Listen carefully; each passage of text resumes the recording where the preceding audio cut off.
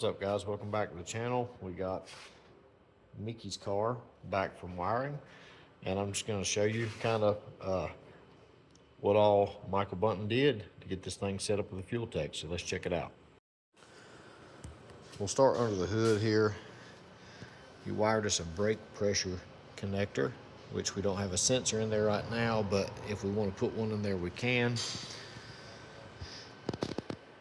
Power to the coils coming out of the firewall, nice and neat on both sides. We've got our starter button for bumping the motor over for whatever purpose may need, lashing the valves, whatever. Injector wires nice and neat and in line. I also had him do the spark plug wires, label those up nice and neat. At first glance, you don't really see many wires on this engine. It's pretty simple. Not a ton of sensors on it. Got rod height right there. Our scavenge pump, which is RPM activated. Just like the coils, so when the engine sees a certain RPM when you're cranking it, it will turn the coils on, and it will also turn on the scavenge pump. So never something you have to even think about. Fuel pressure, back pressure. It's wired for EGTs, but he don't have them on there. We didn't put them on there at this time. A lot of people don't run them. You know, it'll be fine. But if he ever wants to add them, we can. I think he's got a connector on there also for turbo speed, which we don't have a sensor in there for that. But I like that he kind of thinks ahead on stuff that people might add later. Got a couple nice Maven bulkheads there for the harness side or the engine side, passing through the firewall.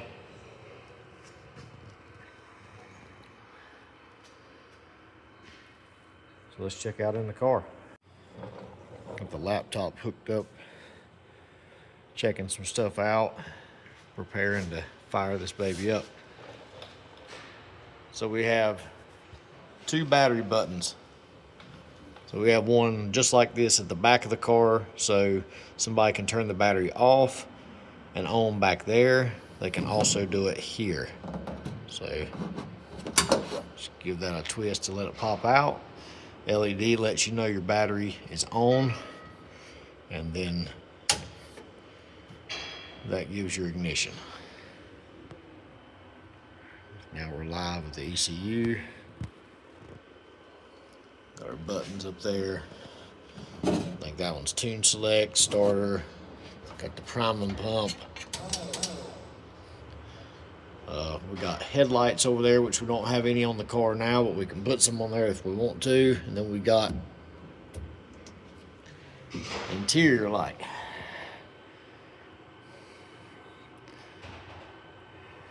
So this will be good to use when he's being pushed back to the pits or something, you know, trying to see what's going on in the car, whether it's taking his gloves off or whatever. But I'll just leave that on for right now. ECU mounted on the column. Got our buttons here. This is the parachute, which is air actuated. We got line lock, and this is trans brake. Mark Mickey shifter, it's wired up.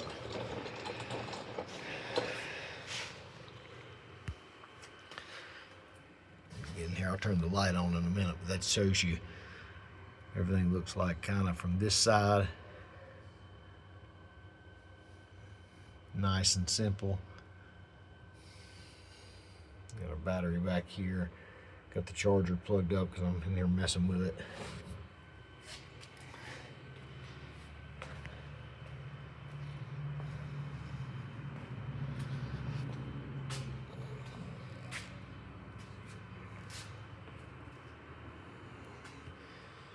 Got a little switch down here. That's your work light for the interior. If I can get this thing bent around where you can see.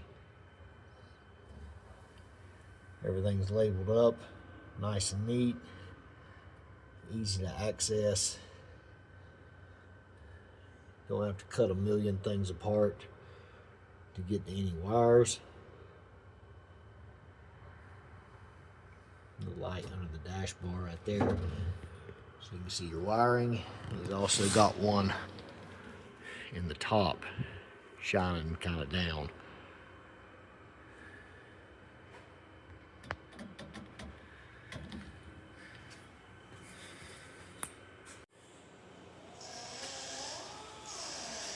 There's what it looks like all lit up inside. All the dome lights, as you would call it, turned on.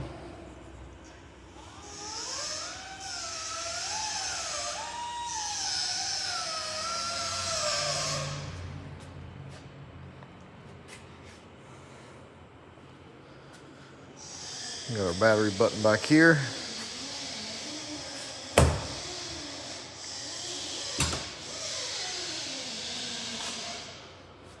It's always nice to have one back here and in the car,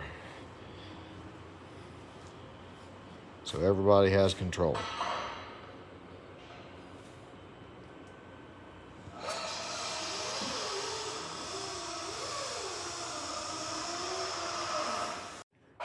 So that's just a quick overview of the wiring and how great a job Michael Bunton does. Give him a shout.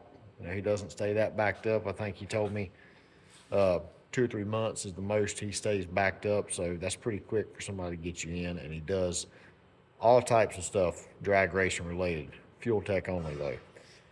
So the next video you see of this car, it'll probably be running, so stay tuned.